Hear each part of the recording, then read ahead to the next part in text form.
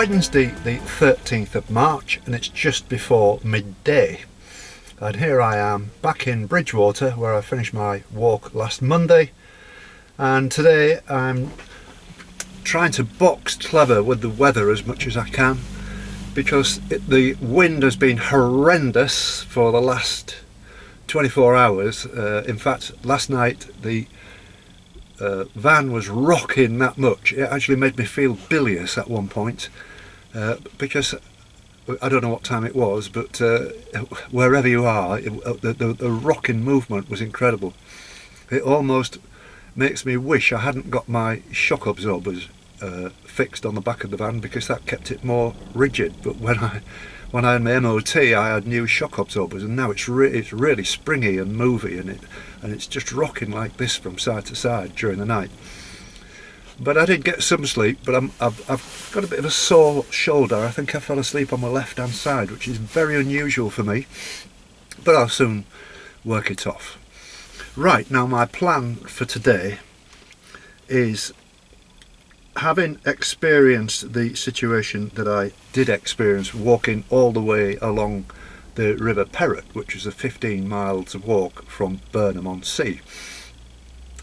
To get to my next part of the walk, I need to walk back down the other side of the river, back again to the entrance to the sea again, which is only probably about 200 yards from where I started the walk in the first place.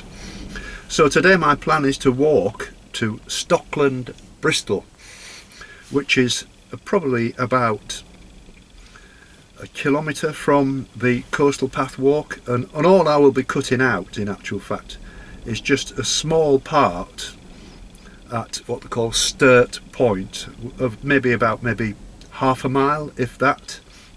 And the reason I'm doing this is, apart from the fact that I don't want to walk all that way back, it took me nearly 5 hours. So today I'm just making it a short walk, and the reason I'm going to Stockland, Bristol, is they do have a bus service which will bring me back here, right to the centre of Bridgwater, right next to the Asda supermarket, and the bus station is just behind me, as I've just shown you. And even though it's not going to be a long walk, it might only take me maybe 2 or 3 hours. It's going to save an awful lot of messing around, and it's the only way I've figured out to try and beat having to walk all the way along the River Perrott. The other reason is the weather forecast for tomorrow and Friday and Saturday is appalling again. I'm not going to be able to do any walking at all. It's just constant rain, and again strong winds up to 40 and 50 miles an hour. This actually has been the only gap in the weather where I can do any walking at all since Monday. But the reason I want to do this particularly today is that Ralph is going to be coming to join me on Monday, and we had quite a long telephone conversation this morning about how we're going to go about doing this North Somerset and North Devon stretch, and he's going to be booking into bed and breakfasts and all that kind of stuff. He's looking at the moment to start by booking accommodation somewhere in Minehead or the Minehead area. Well, from Stockland, Bristol to Minehead is easily walkable, and it's along the coast. It's back on the coastal path, and so that's the reason for this. I'm not sure whether I'm actually going to be able to do it on Sunday, again because of bus services. If the weather is decent on Sunday, I can do it. But if it isn't, then I'm going to have to wait until Ralph turns up, and obviously he's got his car, and that'll be my logistics problem solved for a while. But it's just, unless the weather changes drastically, my hands are tied, I can't do anything. So I've booked onto the campsite yet again, which will mean I've been staying there almost a week by it comes to the weekend, and I'm going to be again just sort of doing lots and lots of backup. I've done loads and loads already, but it's my big opportunity to get right on top of this, and I'm feeling fine, I'm feeling great. It's very quiet there, it's very lonely, there's no pubs open anywhere, there's nowhere to go, so I'm having to spend a lot of time in my van, and I just haven't spoken to anybody apart from the lady in the Asda checkout and stuff, and the people in the caravan reception. I just haven't seen anyone. I think I'm about the only person actually occupying a caravan on the caravan site near where I am, and it'll probably come to life again at the weekend, but it really is a lonely life at the moment. So that's the plan. So as I say, it's just before midday now. I'm going to be setting off. If it's a 3-hour walk, there's a bus back at 4 o'clock and there's a bus back at 5 o'clock. So I'll do my best to try and time it for that.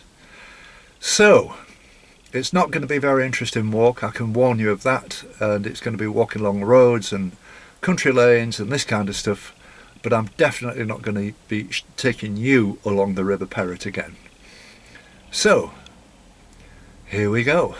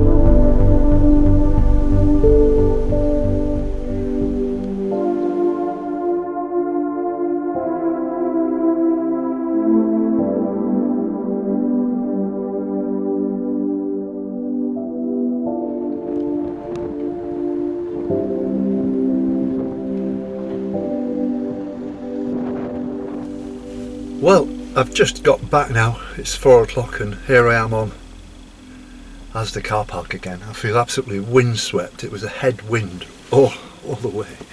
So I'm not sure yet, obviously, until I've seen the film. I didn't take that much at all. There was some nice places, some nice shots, but I didn't take as much as I normally do. But I would never ever have got like 20 minutes out of a 2-hour walk, so it's only going to be just 10 minutes, or it has been, you've just seen it. And with a stroke of luck, when I got to Stockland, Bristol, they have a beautiful church. I was videoing the church, and when I'd finished, I said to this woman, "Couldn't you tell me where the bus stop is?" She says, "Where are you going?" So I said, I'm going into Bridgwater. She said, "Well, I'm going into Bridgwater in 10 minutes. She said, "I work at the sports club." She says, "I'll give you a lift." And I thought that was incredible. So she's just dropped me off right in the centre where I started. So that was a stroke of luck. I've spoken with Ralph as well, and not that long ago, and he's all up and ready for Monday. So we've got to find some accommodation and sort a few things out, and I'm really looking forward to him arriving. And I'm going to have a ride out probably tomorrow or Friday or Saturday, and go and find some accommodation in Minehead, and that's the easy way. It's very difficult on the telephone, and Ralph says he always gets referred back to the same booking agency, and he doesn't want to be paying the prices that they're charging in some of these places now, which is fair enough. So I need to step in and do my stuff, and it'd be very nice to go and have a look and suss Minehead out as well, and so I might take you with me on whichever day I go on. I know it's going to be raining. I know it's got me out of the van this afternoon. I'm very pleased to actually get some exercise and some walking. I haven't done much at all this week. But anyway, that's it for this part, and I'll be back with the next part.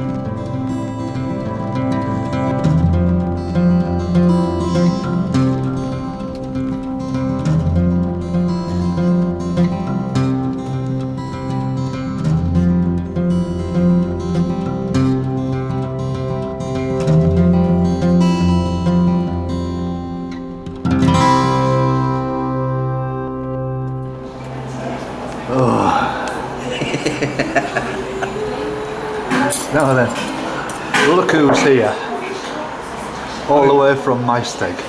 How are you, Jim? I'm very well, mate. Are you? Good. I'm ready for breakfast. Now, what time did you leave this morning? 4:46. 4:46. Wow. And you say there's a bit of a delay around Newport. Newport, night match. Yeah. But you got here at 4 minutes to 8 for an 8 o'clock meeting. Right? Yeah. You can't beat that, can you? Yeah. I was only there myself about 10 minutes maybe. Lucky I was there, because otherwise it would have been 7:15, 7 o'clock. Yeah, well, exactly. So Enjoy your breakfast, mate. I'm ready for it, Chip. Cheers, mate. I'm ready for it.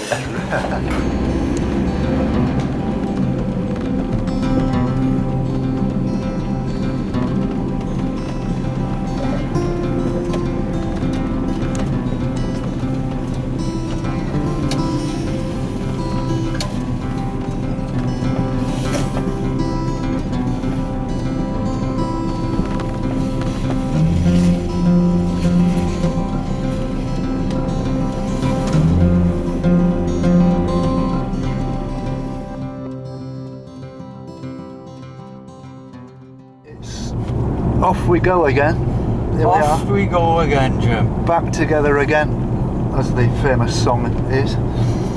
And the plan today, well, we've already. This is the day when we'll do all this messing about. And the logistics are going to be by far the most difficult. And I know you was up early this morning to drive across here. And you got there at 4 minutes to 8, which I thought was incredible. And but after today, excuse me, things will become much easier, and we're going to be tired by the end of the day simply because you was up so early. What was the problem then? Was it bad traffic? Traffic in Newport, Newport, right. 45 minutes. Wow. Mind you, Monday morning, you always get this on a Monday morning, don't you? Yeah. You know, the beginning I knew of I the should have left earlier. Yeah, well, well, I mean, it worked out to be absolutely perfect timing as it worked out. Yeah. But as I say, all we've got to do is go now and leave your car. Then we're just going to walk 15 miles to watch it, where we'll just park the van, and then that's it. And looking at the time now, it's what, about 10 o'clock, not far off. Yeah, it's about 10 o'clock now. Well, 15 miles, it's flat, or pretty flat. The weather's okay, the wind's dropped, and we should manage that in maybe 4 or 5 hours. So we should be there somewhere between, say, 3 and 4. I know we always say these things, and unless anything, you know, I have measured it out as best I possibly can, and that's an estimate. But they're not expecting you at the bed and breakfast place until after 4 o'clock. It's paid. I paid it when I went there on Thursday and sorted it all out, or was it Friday? I can't remember. Friday, I think. And we're going to have a nice day. It's a massive relief to see the end of this wind, and what little bit of wind there is only about maybe 10 miles an hour. The weather forecast is to be more or less like this until the very last day of the month. This kind of exactly as we've got now, with not much sunshine, but this light fluffy cloud really, and unless another storm comes along, I think this should be the end of winter. What do you think? Fingers crossed. You alright, mate? Yeah. Got everything? Hopefully, if I haven't, tough. Yeah. Simple as. Well, it's brightened up a bit already. It was spitting a little bit on the way, Yeah. but it's looking good, isn't it? And here we are at Sturt. It's 10:30, and we're ready. So, so come on then, Ralph. Here we go.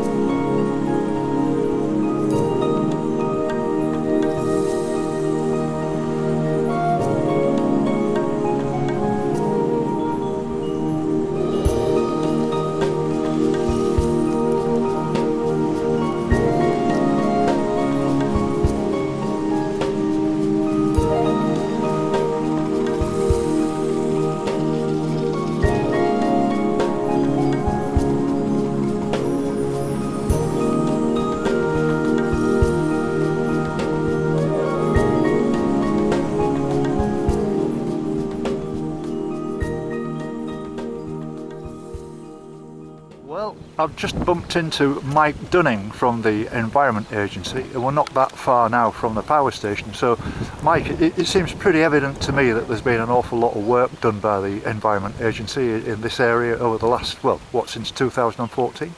Is it finished yet? Oh, very much so. Well, it's ongoing, but there's been some major improvements carried out since those floods back in 2014, which were, as everyone knows, were pretty devastating. Here today, we're just along the coast from the Hinkley Point power station at a place called Stolford. Yes. And this scheme you see behind us, it's a £1.5 million scheme to provide improved flood protection to the nearby village and a lot of farmland that in the past has been seriously flooded. So we got, what's interesting about this scheme, it's the first time that a Dutch type of technology's been used to provide the defences. Could you just explain that? Do you have? Could you show me? Yeah. Can we just have a look at that? So, Yeah. so how does, what you've how got does here, that work? this is called hill block. These little blocks, it's a Dutch innovation. Yes. And this is the first time it's been used in the UK. There's about 50,000 blocks here. Yes. And what they do is soak up the wave energy. The waves hit this embankment. Yes. And as they pass over the blocks, there's cavities, spaces between each block, and that takes out the energy of the waves. Right. And the great thing with this is the defence doesn't have to be as high as with, if you look behind us, there's what they call rock armour, these big boulders piled on top of each other. So this can be lower but equally effective. So it'll be very interesting to see how this performs, and then it can also be deployed in other parts of the country if it's a success here. So Stolford's really blazing a bit of a trail, to be honest. Yes. But since the 2014 floods, we've had the Somerset Rivers Authority set up, so we work closely in partnership with the Somerset Rivers Authority, and they come up with various schemes and improvements to protect local communities and businesses. Right. And that's worked pretty successfully with the agency often carrying out the work on behalf of the Somerset River Authority. That's excellent. So, so today's big day. It's the opening today. We've got the chairman of our local flood defence committee. Yes. We've got a major director, national director John Curtin coming down. Yes. And also we've got the Dutch ambassador coming down. Wow. So there's a strong Dutch theme going on today. Absolutely great. That's and brilliant. we're pleased to see it open. It should be happening in about an hour's time. So we're looking forward to that. Well, we're on our way through to Minehead, so we don't have time to stop, unfortunately. Otherwise, good luck. We'd have joined Amazing. you for a champagne or something. Fantastic trip. Well, look, Mike, I know it's only been a brief introduction to what's happened, but I really appreciate your time, and thank you, and the best of luck to you. All the best. Thank you very much indeed. Okay. Thank you. Bye-bye now. Thank you. Bye-bye.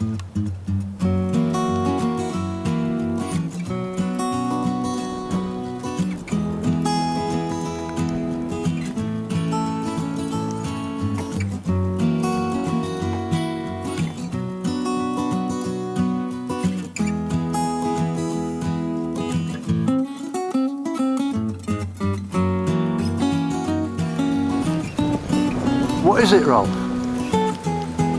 No light bulbs in it.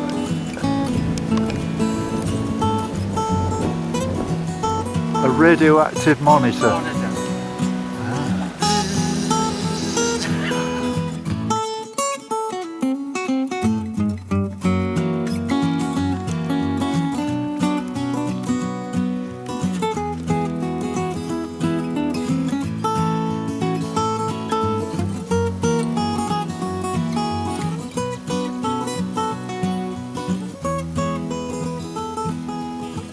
Jim? Yeah, I'm fine, mate. We're doing all right. 10:30. Sun's coming out now. Yeah, it's warming up, isn't it? Pity about this detour, but it's not. It looks bigger on their maps than it actually is. Yeah. Well, it's got to be done, hasn't it? Simple as, Yeah. So. Yeah, we're doing all right, mate. We're doing all right. Still got a long way to go yet. Yeah. It's 12:30 now, and we've just calculated that we've done just over 5 miles, and we're right next to Hinkley Power Station. And as you've just seen, we've been diverted, which we sort of half expected, to be honest. On paper it looks like a massive diversion, but in actual fact it's not too far. It's a long walk. We've just had a shower of rain as well, which is, I think, the first shower I've had for months. I don't mean literally shower, I mean shower of rain in months, and it's one of those days where now the big dark cloud has disappeared. It wasn't the forecast, and we've got bright blue skies. We might even see the sun with a bit of luck, but we're doing okay. It's we're both of us a little bit rusty. Ralph hasn't walked since he last walked with me, and I've had a week off more or less, and so that's to be expected. It's a bit of a slog when you first day back, but it's flat. We're walking more or less right alongside the sea. There's not much to see anyway because the sea's out, but it's we're getting on well. We're doing very well today, and this is without doubt, from what I can see what's in front of us, this is without doubt is going to be the toughest day with all the logistics and the running about, plus the fact that we were both up early this morning, and a good night's sleep tonight is going to help us. We'll probably have just a couple of beers and slope off to bed. I've got this edit to do as well, but that shouldn't take me too long tonight. But it's going very well, and I'm very happy to be back on the footpath again. Nah. Nah. Do it again. Nah. Nah. Nah. You do it in Welsh, Ralph.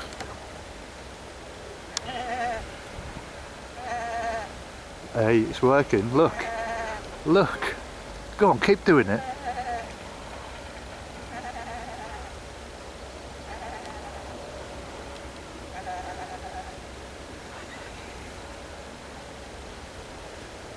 Don't call us sheep shaggers. I didn't want to say anything about sheep shaggers. I mean, you can do it a lot better than me.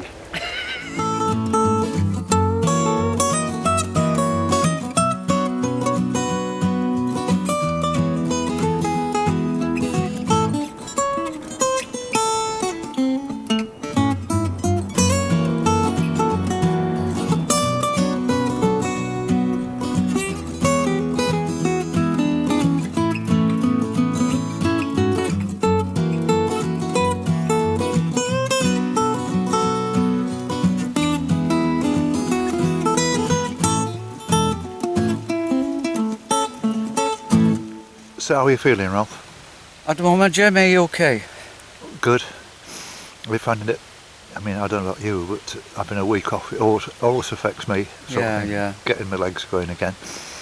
Yeah, I'm the same. I can feel it in my legs, to be quite honest. Yeah, well, we knew it was going to be a bit tough today. Yeah. And, I keep saying this is going to be the toughest day of all, where we've had all these, logistics to do and driving around and what have you. But the weather's held out. I thought we was in for a bit of rain, but it seems to, we only had a 10-minute shower, didn't we? Yeah. A pity about this detour, but yeah, it's a bit annoying. We expected it, though. We didn't realise it was so long, to be honest. Yeah, that's right. But we're nearly there, mate. We're doing fine. Well, we're not far off halfway, I reckon. So Yeah. a bit of a slog now and make up some time. Lovely. Hopefully. Yeah, I'm sure we will. So, shall we do it? Here we go, Jim.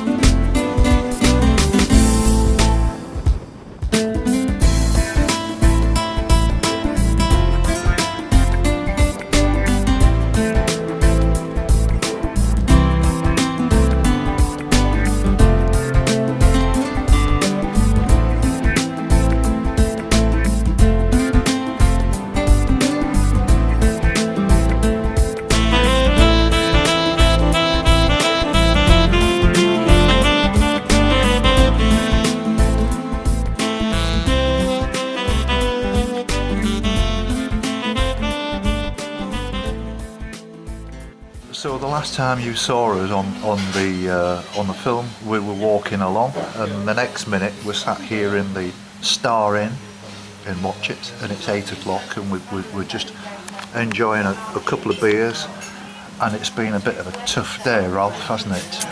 It's been brutal, Jim, to be honest. Brutal. Yes.